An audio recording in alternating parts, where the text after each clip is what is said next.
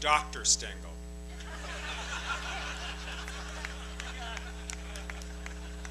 My mother would be so happy today. I flunked biology my freshman year at Princeton, and that ended any chance of her desire for me to be a doctor. I am so delighted to be here today. Congratulations to all of you. Congratulations to the parents. I'm the last thing standing between you and your degrees, so you have to listen to me, right? Now, as I was leaving the Time offices yesterday to fly out here, I passed by the office of a colleague of mine, and he said, so what are you going to do? The usual commencement pablum? And I thought, yes, that's exactly what I'm going to do, because I love commencement speeches. And the reason I love commencement speeches is that, and by the way, not the long and turgid and pompous ones, but the short and snappy ones. I love commencement speeches because you know what they are? They're a shortcut to wisdom. And they, every year, I read them because I know I'm going to find little bits of wisdom in them. And so, isn't that ultimately what we really want, is some wisdom? Wisdom that is the ability to do something meaningful with the information that you've learned over the last 4 years, because information on its own is not that valuable anymore. Emerson said, wisdom is finding a short way by a long wandering. So what we have today is this. I've done the wandering, and this speech is the short way.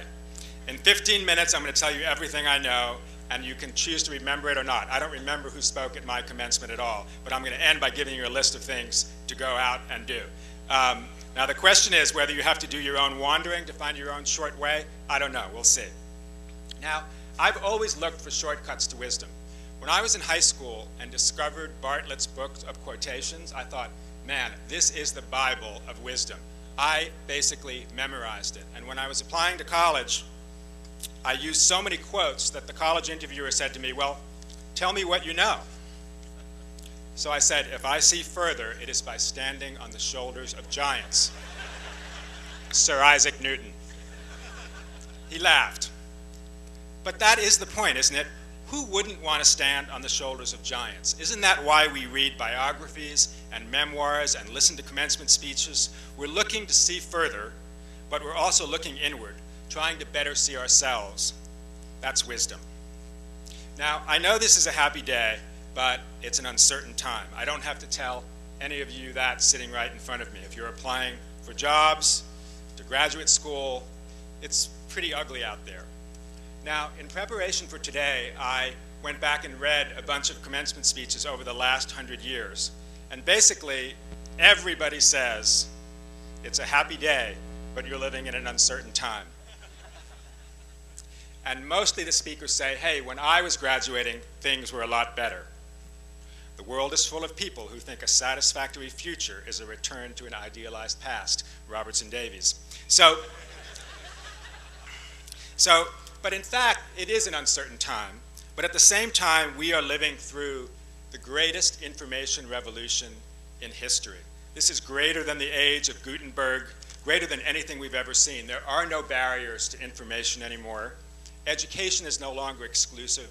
Technology, I believe, is actually changing the human mind, rewiring how we think, and we have no idea yet what that will look like in the future. But what do we make of that?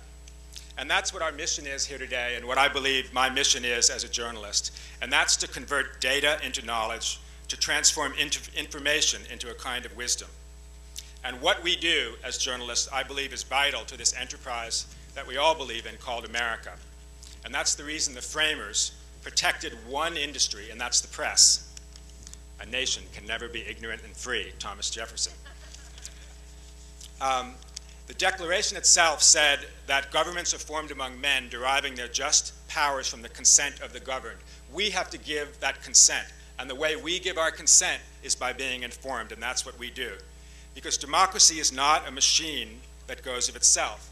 That's why I and Time and you all have been such strong advocates for national service. National service is in our DNA as Americans. It's something the framers believed in. They said that democracy would not exist unless people participate.